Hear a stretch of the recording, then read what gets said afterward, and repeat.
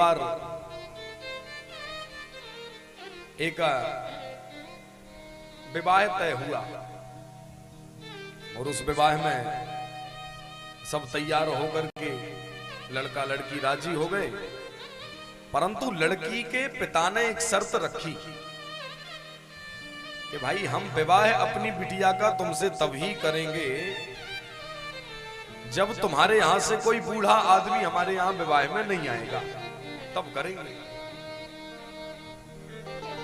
तो अब लड़के ही तो थे, नाम ही है इनका लड़के, जो बिना लड़े लौटे ना वो है लड़के। कहने लगे बूढ़े आदमियों का काम क्या है उस शादी में भाई, ये जाकर के खामो खाम जगह और लेते हैं, एक भी बूढ़ा नहीं जाएगा अब, हाँ किसी को नहीं ले जाया जाएगा, हम चलेंगे करके आएंगे बड़ी बड़ी। सब बूढ़े आदमी जो थे कुछ तो नाराज भी हो गए, भाई नहीं ले जा रहे तो जबरदस्ती थोड़ी जाएंगे, फिर भाई हमारा सम्मान जहां नहीं वहां बिल्कुल नहीं, ठीक है। कुछ तो लौट के चले गए, पर एक बूढ़ा नहीं माना, उनका नाना, वो था नाना। वो तो केवल एक ही बात कहे कि नाना मैं तो जाऊंगा भाई, यहाँ मेरे नाती की शादी है और मैं ना जाऊंगा ऐसा तो हो ही नहीं सकता है, ठीक है। तो एक कहने लगा एक काम करो, ये नाना मान नहीं रहा है, तो जब नाना को एक डब्बा के भीतर बंद करके, टंकी जाएगी बड़ी एक, वह डिब्बा में बंद करके नाना को ले चलेंगे, किसी को पता भी नहीं चलेगा, मान भी तो नहीं रहा है। और नाना टंकी में से निकल करके एक बार बस देख लेना, फिर जैसे के तैसे भीतर हो जाना। बोले ठीक है। नाना को डब्बा में पैक किया, लेकर के पहुंच गए।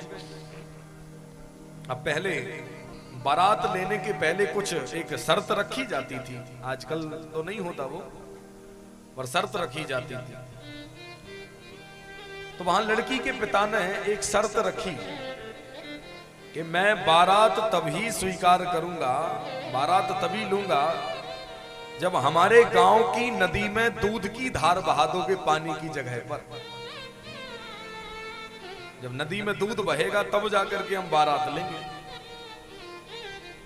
अब जो लड़के थे उनके पास तक जब ये बात आई, सब बैठ करके विचार करने लगे, भाई इतने दूध की व्यवस्था कहां से होगी यहाँ। तो एक यही तुम्हारे पवई कही था एक छोरा, सो उसने फोन लगाया थोड़ी, बोले कितना दूध मिल जाएगा, बोले 50 हमारे पास।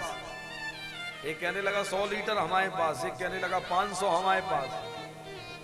बोले 500 नहीं भाई 20,000 लीटर भी कर लिया जाए इकट्ठा, फिर भी नदी में कहां पानी की जगह दूध बह पाएगा।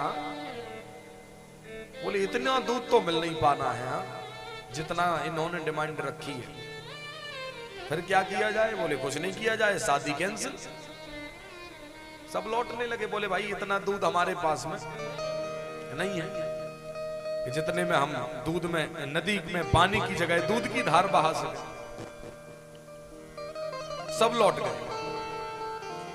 उनमें से एक कहने लगा ये भाई अब शादी तो टूट ही गई, कम से कम नाना के काय को प्राण लिए हो, बाको निकालो टंकी में से बाहर। हाँ हाँ ठीक है बोले नाना को निकाल करके लाओ। तो नाना को उस टंकी में खोला जैसे ही, बोले नाना निकलो बाहर। बोले क्यों।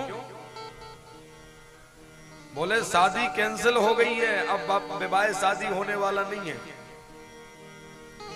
नाना कहने लगे कारण क्या है। बोले लड़की के पिता ने शर्त रखी है कि नदी में पानी की जगह पर दूध बहाना है।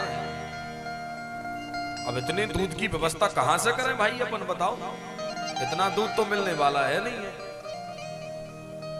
नाना कहने लगा इतनी छोटी छोटी सी बातों पर शादी थोड़ी तोड़ी जाती है भाई, जाओ लड़की के पिता के यहाँ सूचना दिलवा दो कि हमारे पास में दूध की व्यवस्था हो गई है, तुम नदी का पानी खाली करवा लो। हाँ तुम नदी का पानी खाली करवा लो, हमारे यहाँ पर तो दूध भर करके आ गया है, आप पानी खाली करवाओ। सूचना दिलाई गई। लड़की के पिता के पास सूचना जैसे ही पहुंची, वो लड़की का पिता कहने लगा बहुत गौर से जाकर के देखो, हो ना हो उस विवाह में कोई ना कोई एक बूढ़ा आदमी जरूर आया है, कोई ना कोई एक बूढ़ा जरूर है भाई, जो इस प्रकार ये बात रख रहा है। मानो एक वयोवृद्ध का होना बहुत आवश्यक है, जो जीवन की शिक्षा बैठे हुए वो बूढ़े आदमी के पास तुम्हारे घर में जो बैठे रहते हैं, जिनको आज लोग कहते थे कि तुम कुछ जानते नहीं हो, तुम कुछ समझते नहीं हो, आज के जमाने के हिसाब से